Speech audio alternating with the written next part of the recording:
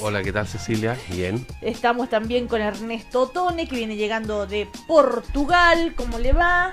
Me va bien, ¿Sí? gracias. Ya. Sí. Y estamos a la espera. Si no hablamos de fútbol, me va bien. Claro. Hablamos de fútbol. No, si no se va a salvar. Y estamos a la espera de Patricio Zapata, que viene llegando, pero seguramente nos viene escuchando, así que cuidado con lo que digan de Unión Española. ¿Supiste lo que le pasó a Zapata? Sí, empataron a último momento.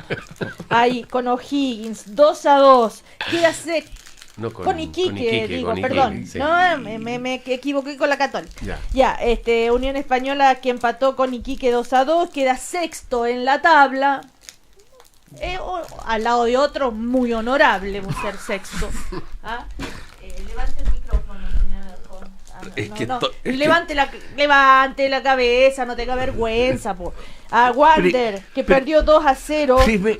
Primero me amilana, me atropella, me golpea y después me dice que no me achunche. A propósito de chuncho. A propósito de chuncho. No solamente perdió con los chunchos, sino que además le pegó una ayuda, pero así monumental, ¿no? Pobre Colo-Colo, ya. Y Wander, número 15 en la tabla. Sí. Menos mal que hay 16. Sí. ¿Cuánto falta para que llegue? ¿Qué tendría que pasar para que llegue a 17 y se vaya? ¿Pero qué es esto? Dios mío. Ay. Y tenemos a la Católica en el puesto número 9 con un triunfazo ante O'Higgins, 5-2. Pero la Católica tiene otra carrera paralela también, ¿no? Bueno, estamos en la Copa Libertadores. Claro. Y mañana hay un partido muy importante con San Lorenzo en Buenos Aires, así es que... ¿Se va a Buenos Aires?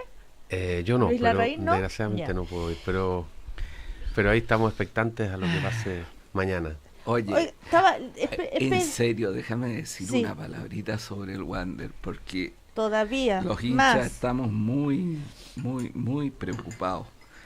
Mira, tú Viven preocupados. sabes que sí, siamo nati per soffrire.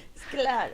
Pero no, lo que yo te quiero decir es que yo he sido muy prudente respecto a la dirección del Wander, etcétera, porque entiendo las dificultades económicas, en fin, que han ¿Cuál va a existido. ser la excusa, Luis, este lunes? Pero A ver. no, si no es excusa, es preocupación. Es una reflexión de largo Es una plazo. reflexión, pero yo creo que las cosas están mal. Yo veo un equipo que no cree en lo que está haciendo. No cree en lo que está haciendo. Y yo creo que el Wander y la ciudad de Valparaíso no se merecen estar en esta situación. Yo creo que tiene que haber un cambio, porque estamos un poco, está bien, yo estoy siempre por el equilibrio económico, pero esta es es como el campesino que para ahorrar le dejó de dar de comida al caballo y el caballo se le murió. Claro, los costos bajaron de mantención del caballo, pero se murió el caballo. Ya. Entonces yo creo que aquí tiene que haber una reflexión profunda. Así no vamos a jugar un rol en el fútbol chileno. Bueno, ahí está el análisis. Esperamos que En todo caso, el campeonato está muy interesante. Sí, con el laúd, que no se sabe cómo llega y le amarga la vida a Colo-Colo. Pero que juega el próximo sábado con la Católica, así que Claro. ahí vamos a tener un partido interesante. Ahí lo paran, dice. Y la verdad que están muy pegados arriba en la tabla. Es impresionante, digamos, Sí. cómo cambian de un fin de semana a otro los punteros. Luis Larraín, que fue presidente de la Católica hasta hace no mucho, estaba leyendo hoy esto del nuevo estadio, el Super San Carlos, Sí. que dice que se va a financiar en parte con la venta de Santa Rosa de allá de Apoquindo, no sé, en fin. Lo que pasa es que la Católica tiene una estructura que es un poco distinta a otros clubes en el sentido de que está el Club Deportivo Universidad Católica, que es un club de mucha historia. Yo diría, sin pegar de falsa modestia, que es el club deportivo más importante de Chile. Si uno toma todas las ramas, las distintas disciplinas deportivas, si uno mira las delegaciones de Chile a los Juegos Olímpicos, a los Juegos Panamericanos, siempre hay una mayoría de atletas o de deportistas más bien, que son de Universidad Católica. Entonces, la Católica tiene, fuera del fútbol, tiene 12 ramas. Y esas 12 ramas deportivas están agrupadas en este club, que es el que va a realizar estas inversiones y va a tener una infraestructura de acuerdo a esta posición que tiene en Chile como club deportivo, que es uno de los clubes más importantes, que tiene más deportistas en las distintas disciplinas. Y el fútbol está separado, está concesionado a esta sociedad que es Cruzados, que es la que a mí me tocó presidir. Pero en todo caso la Católica actúa muy de acuerdo, digamos, con este club. Bueno, llegó la Unión Española, llegó Patricio Zapata, ¿cómo está? ¿Se quedó dormido? ¿Trasnochó? ¿No lo dejó dormir ese empate maldito? ¿Qué? Estaba haciendo el pan, ¿no? No sé llega la hora, estaba escondido ahí en la escalera para no hablar de fútbol. Dije, si llego 5 minutos tarde me ahorro el bochorno. Pero se estiró un poquito. Sí, yo decía, siguen hablando. Dan mucha rabia esos goles al final. Por Dios, que dan lo rabia. peor. Lo peor. Bueno, oigan, ya hecho nuestro pase de nuestra pasada tradicional por el fútbol, ya son las 9 de la mañana, 6 minutos. A nivel internacional, las elecciones en Francia ayer, bien interesante. Saben que los más jóvenes, pero bien jóvenes, votaron por Mélenchon, el de más izquierda. Los adultos jóvenes por Macron. Y la gran mayoría de los votos de Marine Le Pen, la hija de Jean-Marie Le Pen, se concentraron en la región, en lo regional, en la provincia, en lo rural, 35%, y en París 5% apenas. Bueno, ahí está bien claro, digamos, por dónde pasa. Pero otra vez se van a tener que poner todos detrás de Macron contra Le Pen, como ocurrió una vez ya cuando llegó a la Chirac con Jean-Marie. Perdió Jospin sí. y pasó Jean-Marie Le Pen a segunda vuelta. Imagínense que ustedes saben que no solo porque le interesa esto de la globalización y lo internacional, sino que uno lo conoce tanto porque ha vivido allá, porque va cada rato a París, Ernesto Tone. A ver, ¿quién es este señor Macron? ¿Es un sucedáneo de Hollande? ¿Es un tecnócrata? ¿Es una especie de híbrido? Te cuento la petite histoire primero. La pequeña historia, ¿ya? Entonces, hace 3 años yo voy todos los años a París a la cátedra y me llamó un señor, Macron, y me reuní con él en la Cupol. ¿Ya? Me reuní con él a tomar un café. Ya, no bailar. Ya. No. Y no vengas con cosas. Bueno, nos reunimos ahí a tomar un café y llegó una persona muy joven. Yo no lo conocía de nada, me informé antes, me dijeron quién era. Él estaba muy ligado en ese tiempo a un instituto de estudios del Partido Socialista, el Jean Jaurès. Y bueno, y esta persona trabajaba en el Banco Rothschild, era funcionario del Banco Rothschild. Y me encontré, le dije por qué quería hablar conmigo, y quería conocer la experiencia del gobierno de Lagos. Quería conocerla, y estuvimos hablando como 2 horas. Yo no me daba cuenta mucho por qué un señor que... Y finalmente después he ido reconstruyendo la historia, y ya este hombre tenía una ambición política obvia que en aquel momento no se notaba. Estaba en la etapa del research. Claro, y después no me llamó la atención cuando en el gobierno de Hollande lo nombraron primero consejero económico y después ministro de Finanzas. Entonces me dio la impresión de una persona, primero muy joven, inteligente, con una formación y con una enorme curiosidad por América Latina, con mucha información y con mucha interés de saber los detalles de la experiencia chilena. Bueno, esa es la pequeña historia. Ahora, Macron, cuando él tomó la decisión de formar este movimiento En Marche y se retiró del gobierno. Dijo que había un vacío, que estaba seguro que el presidente Hollande no se iba a representar y que ese vacío él se planteaba. Y en Francia hubo todo un bullying tremendo, tanto así que se reían mucho de él.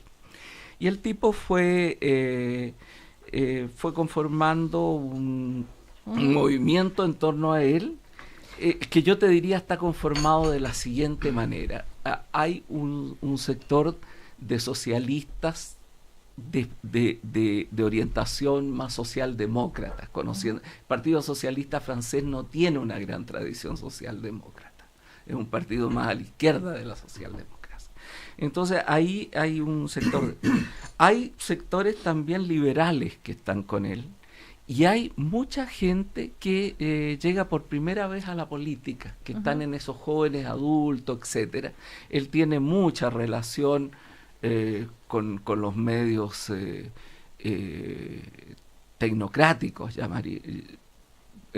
franceses, conoce bien todo, viene del ENA, etcétera.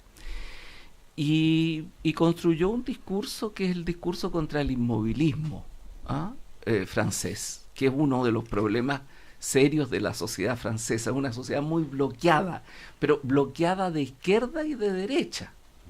Es muy conservadora en el fondo y no ha logrado poner ese estado de bienestar, etcétera, al día con una competitividad en el marco europeo. Él es un europeísta convencido, es un hombre, claro, está por hacer cambios en la estructura de Europa, pero es un europeísta convencido, es un demócrata a fondo, es un demócrata, es un demócrata a fondo, y él quiere desbloquear alguna de estas cosas, y si yo tuviera que ubicarlo, lo ubicaría en una posición más bien de centro izquierda o de centro, tiene una tradición más a la izquierda, pero él se ubica en una posición centrista.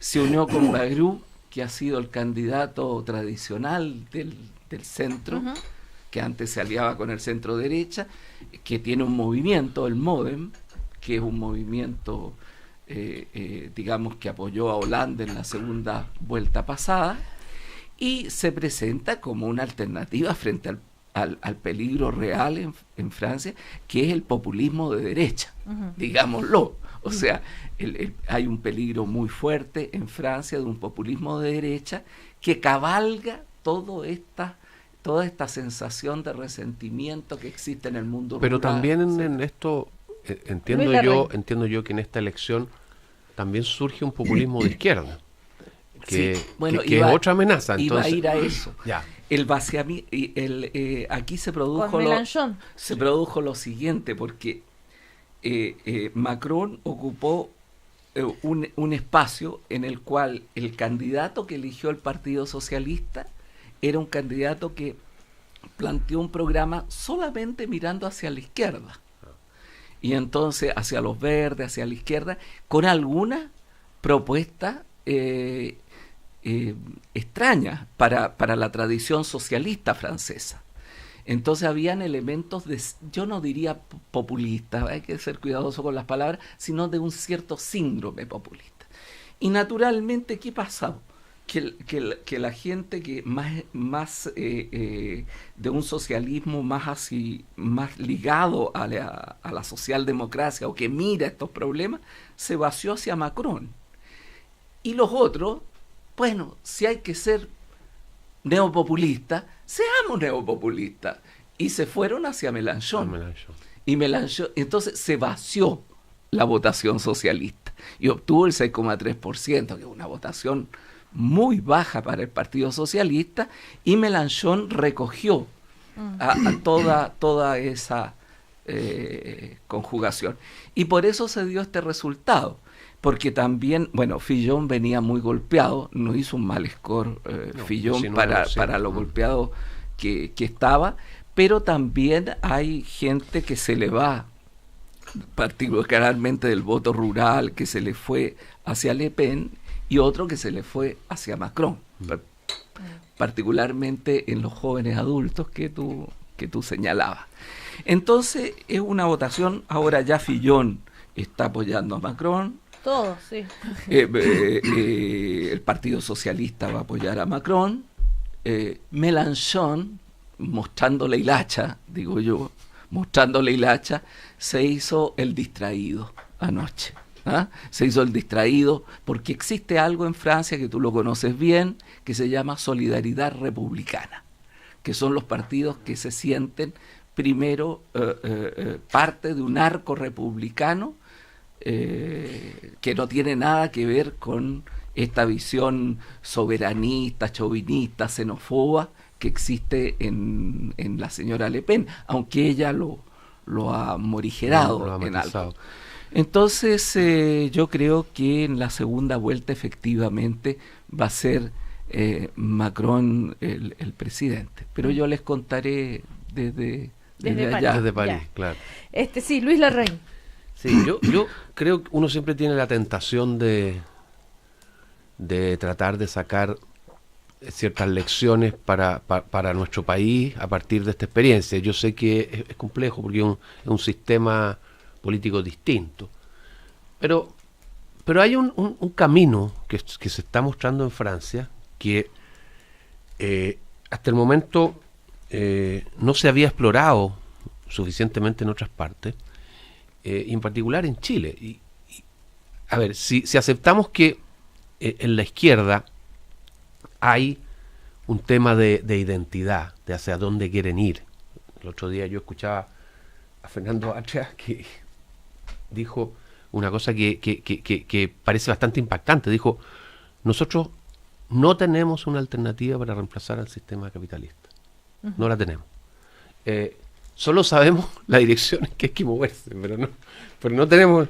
Y bueno, yo creo que es un poco el reflejo de lo que fue el gobierno de Michelle Bachelet. No sabían qué es lo que había que hacer, sabían para dónde querían ir y partieron. Dijeron: arreglamos la carga en el camino, y parece... Sabían lo que no les gustaba. Claro, pero resulta que eso parece no ser suficiente para gobernar un país. En Chile, fíjate que si tú miras a la izquierda, hay un personaje que también mira mucho a Francia porque vivió allá, y que tuvo una expresión que hubo alguna risa en las redes sociales porque él formalmente le dio su apoyo a Macron, que es Marco Enrique Ominami. Pero fuera de la anécdota de que Marco Enrique apoyó a Macron, que con eso a lo mejor pensaba que estaba inclinando la balanza, digamos. Lo interesante de Marco es que Marco representó en Chile una suerte de fuga hacia la izquierda. Nada no será evitado. Hacia la izquierda del socialismo, ¿te fijas? Entonces, él representó 2 veces, y en una con mucho éxito, digamos, 20% de los votos, una suerte de salida hacia la izquierda de lo que era el socialismo tradicional. Y aquí Macron nos está mostrando una alternativa distinta, que es una suerte de fuga hacia el centro de la izquierda. En el sentido, él viene sin ser un hombre de izquierda probablemente tal, porque es un hombre, no sé, de la banca, pero sí un tecnócrata que colaboró en el gobierno de Hollande, que es un gobierno socialista. Entonces es como una especie de escapada hacia el centro, que es un fenómeno interesante, porque acá en Chile también tenemos el tema de la fuga hacia la izquierda. Tenemos ahora el Frente Amplio, que intenta representar a la izquierda, y sin embargo está la posibilidad, yo diría que allí en ese juego podrían jugar tanto la democracia cristiana como el mismo Andrés Velasco, que tiene algunas similitudes, digamos, con Macron, en términos de que fue un ministro, digamos, del gobierno socialista de Michelle Bachelet. Y yo creo que es interesante mirar ese fenómeno. O sea, a lo mejor hay una alternativa más centrista desde la izquierda. Oye, ¿me permites Ernesto Toni? ¿Me permites una cosa? Perdón por abusar, pero ya voy a estar mucho tiempo afuera, así que déjenme abusar hoy día, sin que me retes como profesor de castellano. Mira, Macron es un personaje bien... yo no sé cómo lo va a hacer Macron, porque me decía, Cecilia me decía fuera de micrófono, me decía, pero hay una parte que no se conoce, ¿no? Y por lo tanto hay una cierta apuesta en esto. Y es verdad. Yo no te puedo asegurar que va a ser un buen gobierno. Yo no sé cómo se va a conformar tampoco su apoyo. Claro. Yo sería mucho más prudente de lo que son algunos análisis que se están haciendo, que dicen se terminaron los partidos tradicionales en Francia. Veamos las legislativas. Veamos las legislativas, porque en las legislativas los republicanos, es decir, la derecha clásica, tiene un enracinamiento distinto, y el Partido Socialista también, y van a pasar cosas. Yo no sé cómo se va a construir el movimiento de Macron mismo, si van a haber muchos elegidos en el movimiento más, porque no es que lo presidencial se traslade a lo legislativo. Incluso vota menos gente, votó mucha gente, votó el 78%, un poquito menos de la elección de Hollande, y en la legislativa suele votar bastante menos gente. Entonces los partidos organizados juegan un rol distinto. Y yo quiero decirte una cosa sobre lo que pasa en Europa, porque Francia era uno de los casos donde se juegan cuestiones muy, muy, muy importantes. Yo estoy contento en primer lugar por la derrota del populismo de derecha. Uh-huh. Eso es lo primero. Y también estoy contento que el populismo de izquierda no haya tenido éxito, para decirte todo lo que pienso. Ahora, yo vengo llegando de Portugal. Sí. Estuve en una reunión en Portugal uh-huh. Sobre el tema de la democracia, y Portugal es un país que está saliendo bien, y es un país que tiene un primer ministro socialista apoyado por el bloque de izquierda y el Partido Comunista Portugués, y el presidente, que es elegido por votación popular, es miembro del partido de derecha. Yo estuve con él. Uh-huh. Y es un hombre, bueno, o sea, una derecha que aquí lo mirarían medio feo en algunos sectores de la derecha. Pero ellos tienen un diálogo, han logrado construir un programa y han logrado avanzar enormemente. Portugal salió del momento más duro de la crisis y está avanzando fuerte en Europa. Entonces hay fenómenos nuevo, eso es lo que quiero decir. No es solamente esta ola del populismo de derecha, de lo que puede restringir la democracia, sino que empiezan a haber luces de respuesta democrática.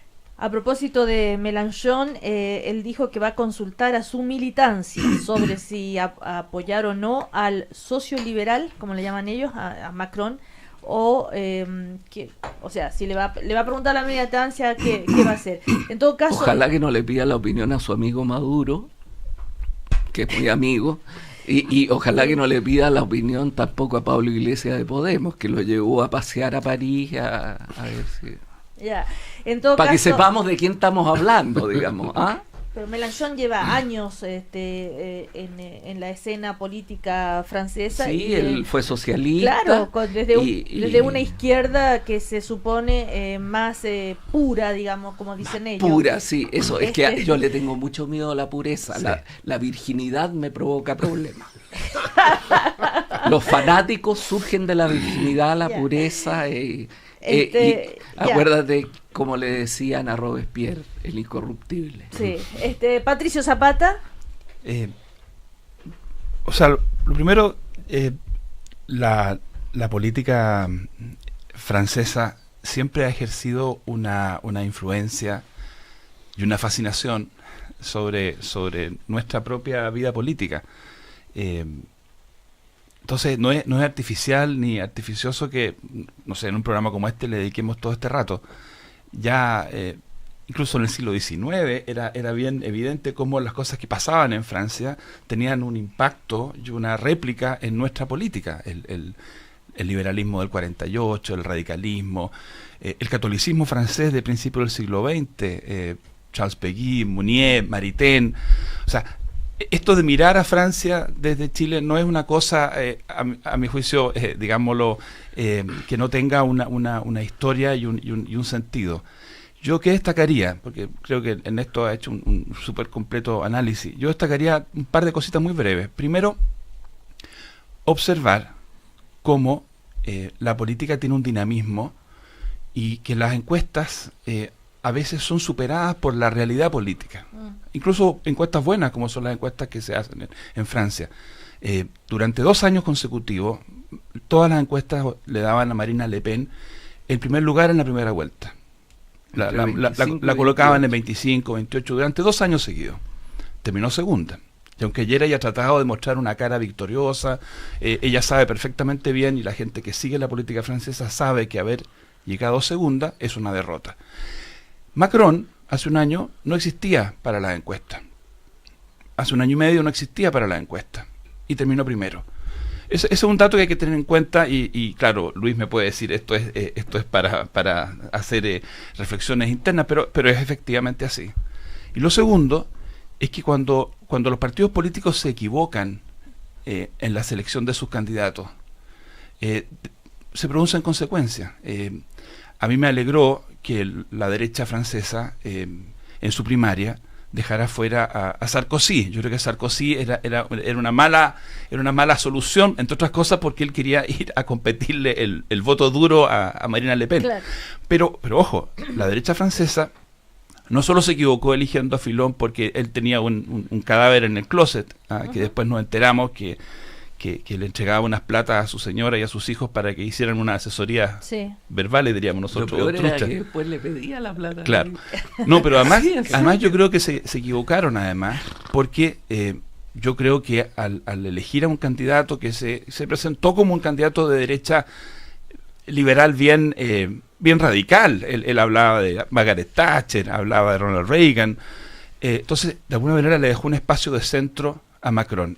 Y lo mismo pasó con los socialistas. Cuando hicieron su primaria, desecharon a Manuel Valls, el ministro del Interior, que es un candidato moderado, y prefirieron un candidato que miraba más a la izquierda.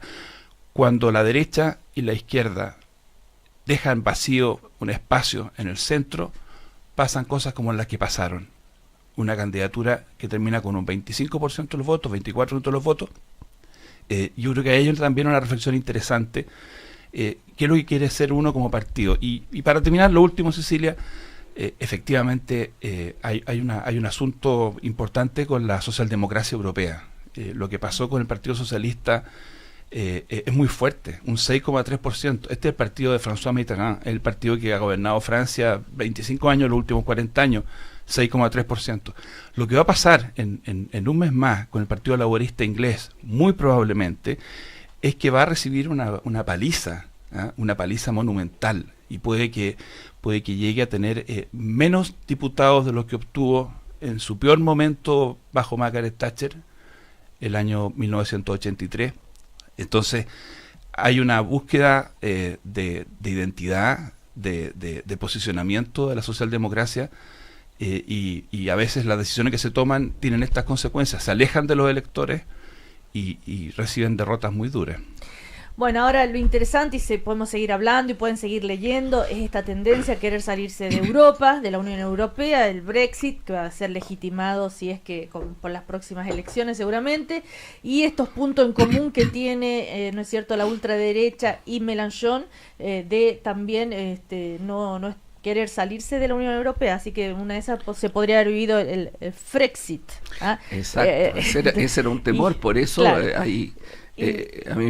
A mí me parece que hubiera sido una desgracia para Francia y para Europa, eso. Bueno, o sea, toda la arquitectura del sistema europeo está sobre la base de Francia y Alemania. Claro, entonces, si se sale uno... Pero por algo será, ese es un tema que analizar en alguna charla, qué es lo que está pasando con la Unión Europea, con la globalización, todos los efectos, en fin, por algo existen estas tendencias, ¿no? Por algo es.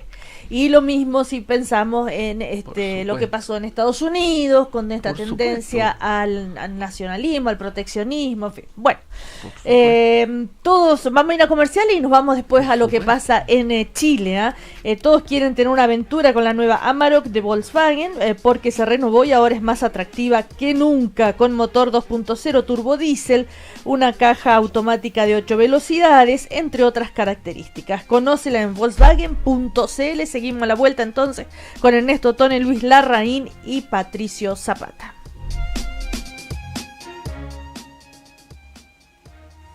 La nueva pickup Amarok sirve para trabajos forestales o relajos forestales, para proyectos mineros o proyectos familiares, para subir 1 tonelada de materiales de construcción o, si quieres, 1 tonelada de diversión.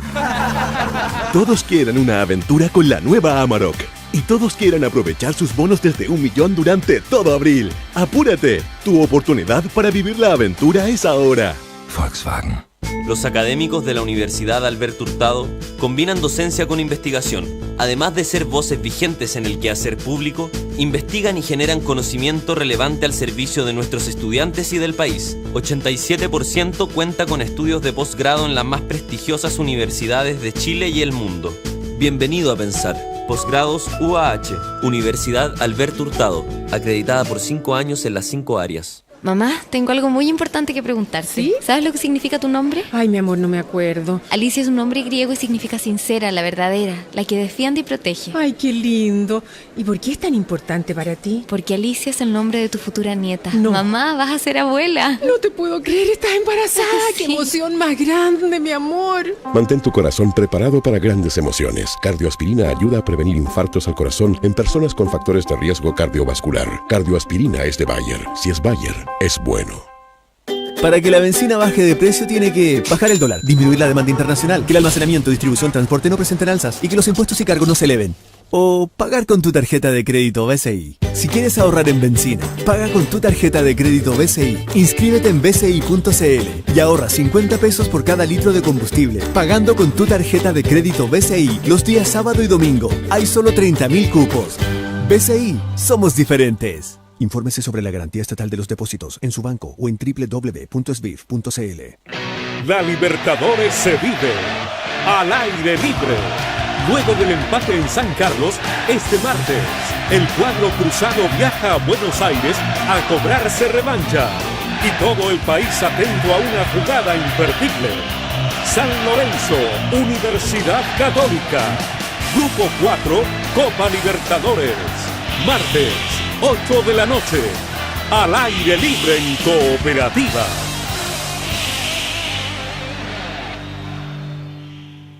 Temporada al aire libre en Restaurante El Bohío de Sheraton Santiago.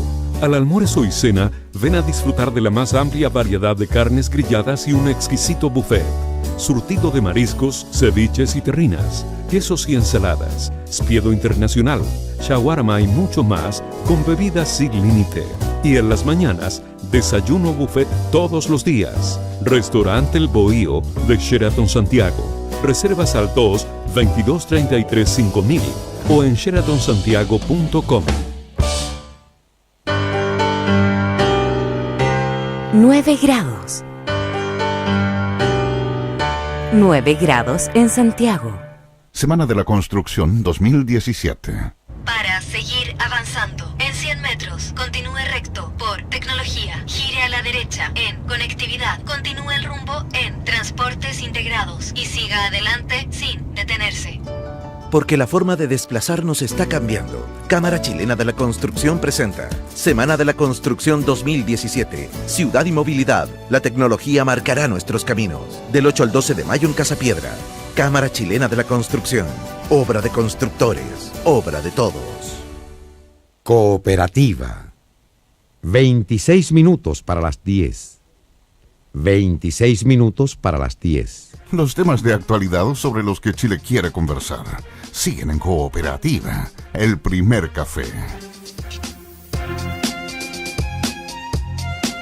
Seguimos en el primer café. Todos quieren tener una aventura con la nueva Amarok de Volkswagen porque se renovó y ahora es más atractiva que nunca, con una caja automática de 8 velocidades, 6 airbags, entre otras características. Conócela en Volkswagen.cl. Estamos con Ernesto Tone, Patricio Zapata, Luis Larraín. A propósito de lo que hablaba Luis Larraín la semana pasada sobre el Servicio de Impuesto Interno, que decidió, ¿no es cierto?, no querellarse y hasta ahí llegó y prefirió recuperar los dineros y la multa y la deuda, en fin. Ayer en 24 horas en reportajes, el ex director de Servicio de Impuestos Internos, Michel Jorra, reiteró a Informe Especial de TVN que recibió presión en el Ministerio del Interior para no indagar en el caso Soquimich. El mensaje era que no nos siguiéramos metiendo en el caso Soquimich. Cuando el Ministerio Público quería incautar ciertas documentaciones, pidieron que ojalá nosotros nos lleváramos los documentos antes. Nos pidieron supuestamente a nombre del ministro Peña Ilillo que recurriéramos con camiones a Soquimich para retirar la contabilidad. Querían obstaculizar el trabajo de la Fiscalía, pero no estuvimos ni cerca de hacer algo así. En esa línea dijo sentirse tranquilo con su labor en el Servicio de Impuesto Interno, pues todas las querellas que estaban para ser presentadas fueron presentadas. Declaraciones entonces que son las mismas que hizo hace un tiempo atrás Jorrat, ¿verdad? Y Luis Larraín quería comentarlas porque... Yo simplemente creo que hablamos bastante del tema, creo que no vale la pena seguir ahondando, pero yo recuerdo incluso lo que dijo Patricio y todo lo más. O sea, aquí es evidente que hay de una institución del Estado un proceder que no está claro, y que no hay razones que puedan explicarse y que den satisfacción a la inquietud de si aquí se utilizó políticamente a un servicio del Estado. Y yo creo que eso es una cuestión que llama a reflexionar sobre cómo deben manejarse este tipo de instituciones. Revive también una discusión que no se ha hecho mucho, pero yo he escuchado algunas iniciativas en cuanto a cuál es la institucionalidad que deberá tener Impuestos Internos, que es una institución muy importante para el funcionamiento de nuestro sistema, y que a lo mejor debiera tener una institucionalidad más protegida, por así decirlo, de lo que es el gobierno de turno. Yo creo que queda claro que aquí hubo unas actuaciones que no se explican perfectamente, digamos, en cuanto a que se utilizaron criterios de tipo técnico. Hay, al parecer, interferencia de tipo político. Eso lo está diciendo un exdirector del servicio, lo había dicho otro que era su director jurídico. Entonces yo creo que es muy importante que este tipo de cosas se despejen por una parte y que también nosotros miremos hacia nuestra institucionalidad, porque es muy grave que se utilicen instituciones del Estado para lograr objetivos políticos. Por suerte que dice que no le hizo caso, y que siguieron adelante con la querella. Pero es lo que él tiene que decir, pues. Ahora, el director actual del Servicio de Impuestos Internos, Fernando Barras, se refirió a esta polémica. Una de sus frases: nuestra misión consiste en recaudar, no llevar empresas a la cárcel. Claro, pero se les olvidó durante un año eso, y después volvieron a la doctrina tradicional. Entonces eso es lo que falta explicarte, fíjate. Sí, y en fin, eso es lo que está pasando con el Servicio de Impuesto Interno y todas estas querellas. La Asociación de Fiscales también han dicho que es un comportamiento grave, porque el Servicio de Impuestos Internos es una institución cuyo director es nombrado por el gobierno. Entonces, ¿es una institución política, sí o no? Patricio Zapata. No, yo quiero decir que si efectivamente desde el gobierno en algún momento se despliegan presiones sobre un servicio como Impuestos Internos para que las investigaciones no lleguen a puerto, eso tiene que ser reprochado, tiene que ser criticado. Pero yo quisiera poner esto que estamos conversando en una perspectiva un poco mayor. Aun cuando Luis pueda pensar y puede tener algo de razón en el sentido que la persecución penal del Estado ha caído, él piensa, desproporcionadamente sobre un sector de la política y no ha sido suficientemente equitativo, yo quiero decir que en los últimos 2 o 3 años las investigaciones han ido llegando a distintos sectores. La primera persona en recibir una condena definitiva había sido una de las tesoreras de la campaña de Eduardo Frei el 2009, sí. Clara Benzán. Han habido momentos en que la nuera de la presidenta de la República en ejercicio no ha conseguido autorización judicial para salir del país. Han habido familiares de parlamentarios de la nueva mayoría que y están siendo investigados. Entonces, sin perjuicio de que Luis pueda decir, mira, aquí ha habido un cierto sesgo, una cierta...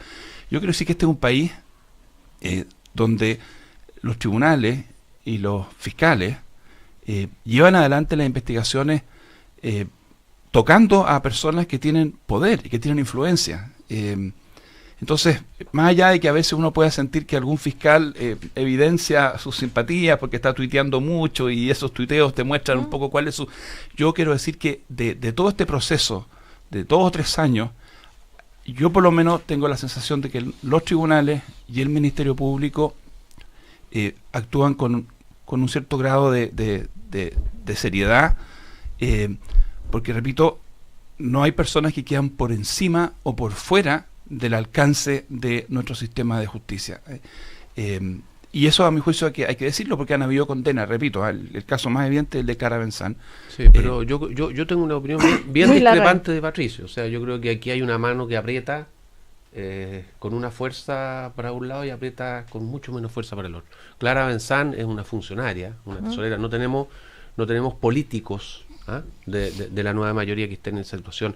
Yo quiero recordar que hubo un caso que fue el del exministro Insunza, en la cual la explicación del Ministerio Público, esto lo dijo el fiscal nacional, es que a ellos se les había olvidado investigar ese caso durante un año.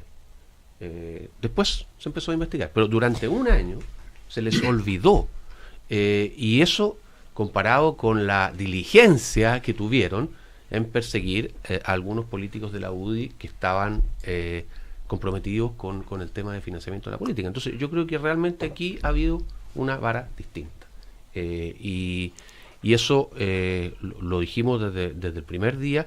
Y claro, la nuera de la presidenta, digamos, tuvo una medida cautelar que le impidió en un momento determinado salir del país, pero ella no ha sido formalizada, ella está fuera de una investigación. La investigación continúa, ¿no? Sí, pero ella no, derechamente no ha habido cargos contra ella, sí contra su socio, que tiene el 50%.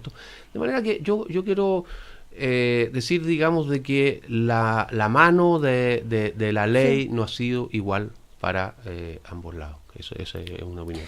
Ahora, dejar en claro también que el caso de Natalia Compañón no tiene que ver con los partidos políticos ni financiamiento ilegal de la política, ¿no? Pero tiene un efecto en la política que ha sido considerable. Considerable. Mira, yo creo, Ernesto Toño. Yo creo que en este sentido tenemos que ser muy cuidadosos. Tenemos una discrepancia, Luis ve en esto una mano que aprieta, en fin. Yo creo que en Chile, afortunadamente, naturalmente pueden haber determinados fenómenos de influencia en uno u otro sentido, pero yo creo que en general cada una de estas instituciones ha actuado de manera que es muy defendible en términos del cumplimiento de las tareas que está abocada cada una. Si nosotros vemos esto comparativamente, ni hablarlo en América Latina, donde tenemos problemas tremendos en este terreno, en el terreno de la independencia del Poder Judicial, etcétera, en fin. Así que lo que yo no quisiera es que quedara la imagen en los auditores de un país donde estamos con unas tremendas manos que aprietan y donde no funciona la institucionalidad. Yo no creo que sea así. Ahora, desde el punto de vista del futuro, del deber ser, de cómo aseguramos esto, volvemos a Francia. Hay un gran cientista político, historiador, Pierre Rosan Vallon, quien señala la importancia de las instituciones que él llama no son de nadie. Dice, hay instituciones que tienen que tener una cierta autonomía, que no pueden ni seguir, no pueden estar sujetas a las presiones del poder ni a los humores del público. Dice. Entonces él se refiere sobre todo al Banco Central, que tiene esas características, y también a otras instituciones. Y yo creo que Impuestos Internos está precisamente ahí. Impuestos Internos yo creo que es una institución que en Chile se ha reforzado mucho, que tiene un prestigio a nivel internacional y que hay que cuidar a Impuestos Internos, y que Impuestos Internos pueda seguir con su tarea, que es recaudar lo más que pueda, de tal manera que hayan recursos para la ejecución de las políticas públicas. Entonces, recuerdo esto de las instituciones de nadie, donde no puedan ser sujetas ni a presiones de arriba, ni tampoco a presiones de movimientos de opinión pública momentáneos. Uh-huh. Ahora, no hay vuelta atrás con esto. La sensación, insisto, que ha quedado en la ciudadanía es la impunidad, de alguna manera, a todos los delincuentes de cuello y corbata, como se dice, ¿no es cierto?, comúnmente. ¿No hay vuelta atrás con esto? ¿Se cerró definitivamente o no? Patricio, por ejemplo, ¿qué futuro le ves a esto? Que es el único con corbata. Sí. Los otros tienen cuello, ¿no? Sí, pero tienen cuello también. La única que no tiene cuello ni corbata soy yo. Sí. Cuello tiene. Ya. No, lo que pasa es que la ley desde hace bastante tiempo le reconoce a Impuestos Internos una titularidad exclusiva, claro, de la acción penal para delitos tributarios. Hay discusión respecto a si eso debiera o no cambiar a futuro, pero mientras esa ley exista, el servicio decide cuándo se querella y decide cuándo la querella se retira. Aquí yo lo contaba la semana pasada, hubo un periodo de un año y medio en que las querellas estaban en pie. Los fiscales investigaron, no alcanzaron a ver muchas formalizaciones, y el servicio llegó a la conclusión que debía retirar las querellas. Al día siguiente del programa yo leía en la prensa una explicación, no quedé 100% claro, pero ahí se intentaba explicar cuáles eran los criterios. Se decía, se toman en cuenta cosas como cuánta reiteración existe de la falta, los montos, se toma en cuenta la existencia o no de una asesoría especializada que sugiera algún tipo de plan orquestado, pero aún así, aún leyendo esas explicaciones, efectivamente uno quedaba con una duda. Uno ve casos en que no se Claro. cumplió, o sea, hay personas que están, digamos, de alguna manera formalizadas porque dieron una boleta de 4 millones de pesos. Hay otras personas que dieron boletas por 100 millones de pesos y no están formalizadas. Entonces, la verdad es que la aplicación de ese criterio no ha sido uniforme. Bueno, si es que llegara a ganar en las elecciones Sebastián Piñera, Luis Larraín, ¿cambiaría, crees tú eso? Bueno, yo no ya sé. que tiene tanta influencia el poder político en los servicios de impuestos internos. Bueno, yo espero de que cualquiera sea el que gane las elecciones, nunca más un ministro del Interior le dé instrucciones al director del Servicio de Impuestos Internos respecto a detener una investigación o no continuar con una investigación. Eso es lo que yo espero. Uh-huh. A propósito de las presidenciales, ayer el Partido Comunista no se pronunció, ¿no es cierto?, sobre quién va a ser su candidato. Sigue abierto eso y se ha interpretado como una presión a la democracia cristiana. Ellos dicen un gesto, yo lo encuentro divertido porque ellos dicen que Luis Larraín. El Partido Comunista ha hecho un gesto. ¿Y en qué consistiría en ese gesto? En que no proclamó a Guillé, y al no proclamar a Guillé entonces nos muestra a la democracia cristiana tan acorralada, en esta especie de primaria que tiene que ir a perder. Entonces ellos dicen, es un gesto del Partido Comunista. Yo creo que es una trampa del Partido Comunista, que como siempre es muy hábil, y teniendo que tomar su decisión, dice, mejor no la tomo, y esperemos que digan ellos, y después yo tranquilamente voy a dar mi apoyo al senador Guillé. Esa es la manera como actúa el Partido Comunista, que uno puede tener todas las diferencias del mundo con ellas, pero tiene que reconocer que son hábiles, digamos, ¿no? Ahora, ¿qué dijo Guillermo Tellier? Nosotros no hemos ocultado nuestra simpatía con un candidato, es decir, con Alejandro Guillé, pero con esta resolución queremos que quede muy claro que nuestro partido no está por ayudar o presionar a un partido del conglomerado. O sea, tratando hasta último momento de, ¿no es cierto? Me imagino yo, Patricio, no sé tú como demócrata cristiano, ¿qué opinas de que la candidata a la democracia cristiana no vaya a primera vuelta, sino a primaria? O sea, siempre es preferible que entre partidos que han estado trabajando juntos y que podrían seguir trabajando juntos a futuro, ¿sí? Que lo que uno observe sean señales amistosas o cooperativas. Yo creo que ha sido bien deplorable que en las últimas semanas los llamados de algunas personas, algunos dirigentes hacia la democracia cristiana sean en tono de amenaza o chantaje. Si ustedes no hacen esto, les vamos a quitar esto, o no van a poder hacer esto otro. Renovar un compromiso. Esto es como que un matrimonio que está muy desgastado, que llevan 30 años de casado, están muy desgastados, y alguien le dice, oye, debemos renovar los votos, pero el discurso para seducir o volver a enamorar a la otra persona consiste en decirle, te voy a quitar la plata, si no sigues conmigo me llevo a los niños. Yo no he visto, por ejemplo, de parte de Alejandro Guillé, que supongo que tendrá algún interés en capturar la atención o la disposición del votante demócrata cristiano, no he visto flores ni chocolate. Lo he visto mirando a otra niña, digamos, a Beatriz Sánchez, lo he visto amenazando. Beatriz Sánchez fue dura con Guillé este fin de semana en bueno, una entrevista. pero él... Entonces, yo lo que realmente pienso es que... pero él decía que él mira a la Beatriz Sánchez. Exactamente. No, que la Beatriz Sánchez pero me acordé de...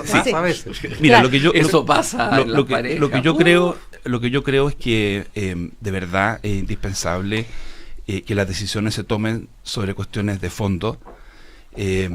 A mí, en lo personal, yo trabajé en el proyecto de reforma electoral, lo conozco. Jamás pensé que íbamos a orientar las definiciones presidenciales sobre la base de cómo quedaban mejor las posibilidades o expectativas de los distintos candidatos, los distintos partidos.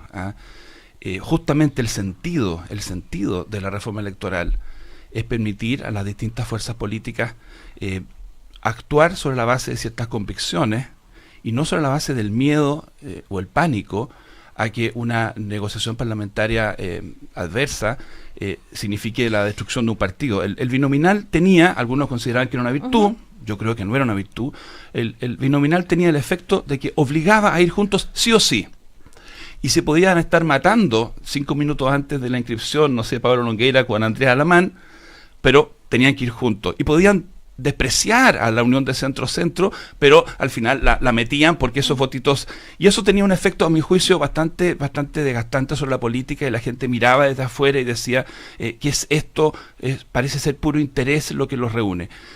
Yo creo que siguen habiendo incentivos para llevar listas más grandes. El sistema electoral proporcional moderado que se aprobó y perdonen que entre en la lata, Cecilia, con cifra repartidora DONT, efectivamente te da un pequeño bono o premio si tú tienes un 45% y no un 15%. Hay un cierto bono, pero un partido político o una fuerza política que tiene una votación significativa, digo un 15%, un 18%, un 20%, puede estar tranquila que con este sistema electoral su representación parlamentaria va a ser más o menos equivalente. Por otra parte, yo creo que lo más probable es que sean tales y tantas las dificultades que tengan los partidos de la nueva mayoría para armar una sola lista. Y aquí dejemos de lado lo que podría ser la posición de la democracia cristiana, sin contar ese aspecto. van a ser tantas las dificultades que veo bien probable que de todas maneras haya 2 listas. Entonces, dejemos por favor de discutir el tema de fondo, cómo se renueva un compromiso, cómo se reconstruye una centroizquierda. Dejemos de hacerlo sobre la base de amenazas, sobre la base de chantajes y sobre la base exclusiva de mirar las encuestas. Hagámoslo sobre la base de ciertas convicciones. La democracia cristiana piensa que la reconstrucción de la centroizquierda tiene que hacerse incorporando con mucha fuerza al electorado de centro, al electorado moderado. Eso no se puede regalar, no se puede seguir farreando. Y desde ahí se concurre con las fuerzas de izquierda democrática para volver a tener una mayoría por los cambios. Los que creen que esto se hace corriendo hacia la izquierda para disputarle los votos a los autonomistas o a la Revolución Democrática tienen derecho a pensar así, tienen derecho a hacerlo así, pero no pueden imponer su tesis. La concertación en su momento y la nueva mayoría fueron acuerdos que hicieron fuerzas que se respetaban las unas a los otros. Aquí no hay un jefe o dueño de la marca que le pueda decir a los demás, tú tienes que hacer esto o tienes que hacer lo otro. La democracia cristiana no va a aceptar ser tratada como un invitado a una coalición que ella construyó. Yo creo que sobre esa base esta Junta Nacional del día domingo o el día sábado va a definir un derrotero político de cómo se reconstruye una alianza de centroizquierda que pueda ser mayoría y pueda ser competitiva y, lo más importante de todo, que pueda ser un buen gobierno. Ahora, otra frase de Guillermo Tellier, apoyaremos una candidatura que nos entregue la victoria sobre la derecha. Curioso, sí. La motivación es entonces ganarle a la candidatura de Piñera. Ahora, quería hacerle una pregunta, ¿qué es más importante? ¿Tener mayoría en el Parlamento o tener o al presidente? Mira, o la presidenta. ¿Me permite? Sí, Ernesto. Mira, yo creo que cuando la política tiene una parte ruda, pragmática, calculadora, porque de lo que estamos hablando no es como se organizan los maitenes en un convento, es un tema del poder, y por lo tanto esa parte existe. En dictadura eso es la pura fuerza, en democracia esa parte de la rudeza tiene que ir acompañado con la propuesta, con la disputa sobre el país que uno quiere, etcétera, sobre visiones más estratégicas de largo plazo, en fin. Bueno, a mí lo que no me gusta de lo que pasa ahora es que me da la impresión de que hay un predominio de la rudeza que es muy fuerte, que ocupa casi todo el espacio, que no le deje espacio a lo otro. Yo no digo que no tiene que existir el cálculo, el pragmatismo y todo eso, pero cuando eso ocupa todo el espacio, se produce un empobrecimiento de la democracia y comienzan a aparecer estas situaciones que tú describías, los populismos, etcétera.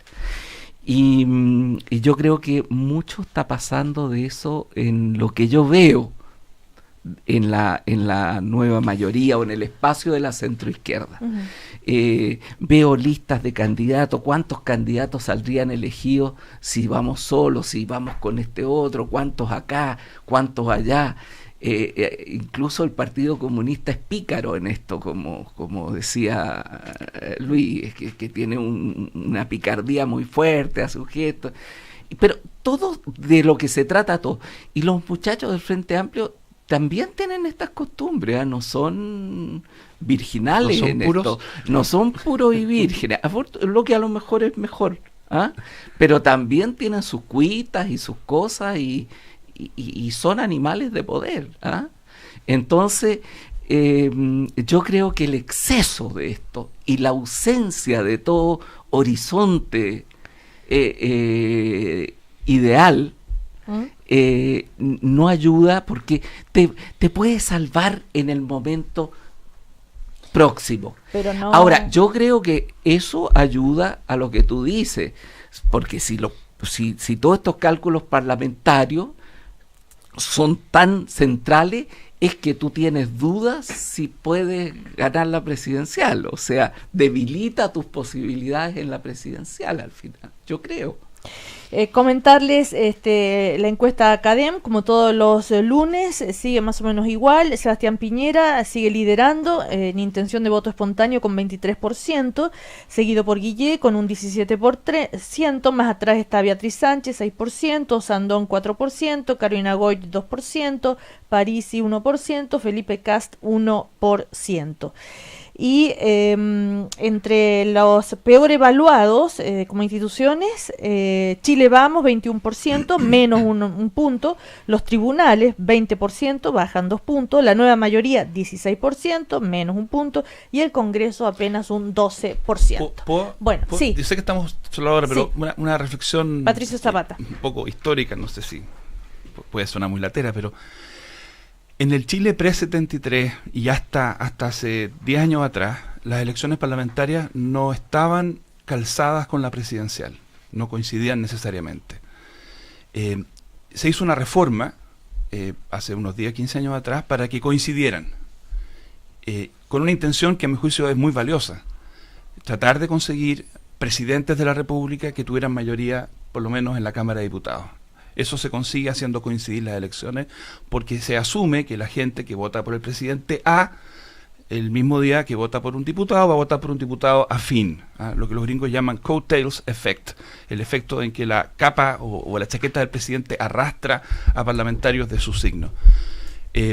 Lo que no pensamos entonces es que esa reforma pudiera tener un efecto adicional que no es tan benéfico, y es que si los partidos están dominados por los parlamentarios, la decisión sobre la candidatura presidencial, sobre lo que le voy a proponer al país, sobre cómo proyecto mis ideas, pasa a estar un poquito demasiado condicionada por las necesidades electorales de los parlamentarios.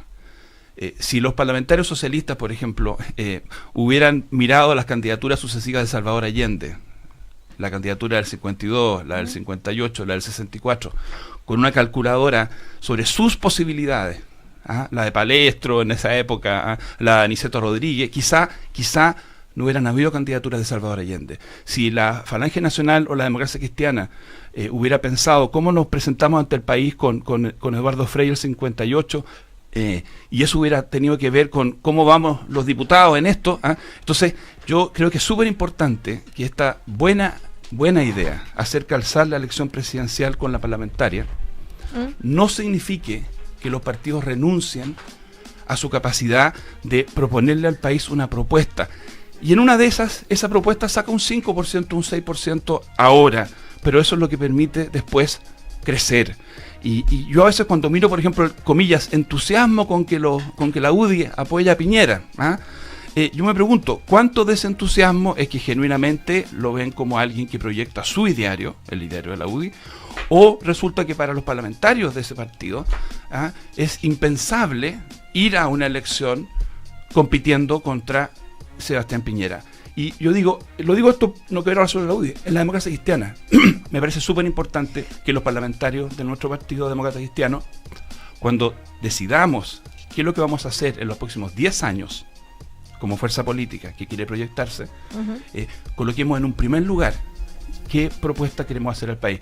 Y evidentemente, en segundo lugar, muy importante, ver una buena negociación de listas que permita que tengamos hartos parlamentarios. Eso es muy importante, no se trata de quedarse con 2 diputados, pero en el orden en que acabo de explicarlo. Bueno, y Luis Larraín, respecto a lo que dice Patricio Zapata de la UDI, cortito, ¿algo que decir? No, pues habría que preguntarle a alguien de la UDI. Ah, ya. Oye. Pero es el que más representa el pensamiento de la UDI en el panel, ¿o no? No sé, podría ser la Cecilia también, ¿no? También. Yo no tengo que representar ninguna postura ya. Ernesto Cecilia. Tony se va por 1 mes y medio, lo esperamos a la vuelta. Muchas que tenga gracias, Cecilia. Quiero despedirme de los auditores, quiero despedirme de ustedes. Del Wander. Y ahí estaremos. No, ojalá que no se despida. Ojalá que no me despida. Va a seguir siendo del Wander, aunque gane. Aunque gane. Incluso si gana. Bueno, muchas gracias, que estén Ernesto, muy bien, que te vaya muy bien en voy a tu... echar de menos. Y... No, pero y que claro que vuelve. Sí, se va por un mes y medio a París a hacer sus clases. Que le vaya bien. A Patricio Zapata, Luis Larraín, nos vemos el próximo lunes. Que les vaya bien. Chau, chau. Gracias, Cecilia. Chao, que te vaya bien. Chao. Gracias. El primer café en Cooperativa fue presentado por Todos quieren una aventura con la nueva Amarok de Volkswagen y Postgrados Universidad Alberto Hurtado. Bienvenido a pensar. Conocemos a Chile. Cooperativa.